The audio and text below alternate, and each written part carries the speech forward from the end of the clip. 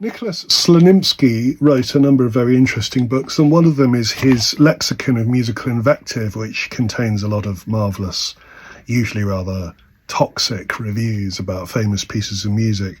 I've got a couple about pieces by Arnold Schoenberg. One is by Olin Downes of the New York Times from 1935, and he's commenting on Schoenberg's rather fascinating suite for string orchestra, a late work of Schoenberg's in G major. And if you haven't heard it, check it out. You can find it on YouTube. The G major suite for string orchestra. There's this general conception of Schoenberg that he turned to 12-tone composition. He invented 12-tone composition, and that was that. Well, actually, it was much more complex than that. He used 12 tonality in all sorts of different forms. He also wrote tonal pieces in his last years, and then he wrote some pieces that kind of mixed together 12-tone composition with tonal composition. So there's a real range of things. When Schoenberg said there was still time to write pieces in C major, he meant it. He did compose tonal pieces, and the G major suite is one of those.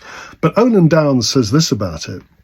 The music was preceded by the miracle of Wagner's Lohengrin Prelude, and followed by the sensuous song and the throbbing humanity of Tchaikovsky's Fifth Symphony.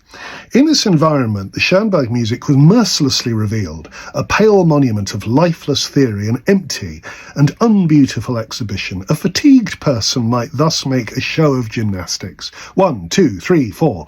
Up go the arms and down go the legs, up go the legs and down go the arms. It is hollow.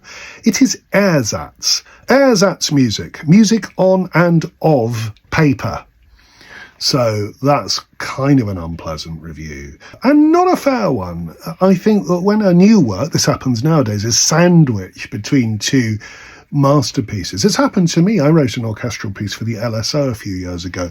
Before it, they did an overture by Berlioz. After it, they did Mendelssohn's Violin Concerto. It's not very fair to expose the new piece between two established classics.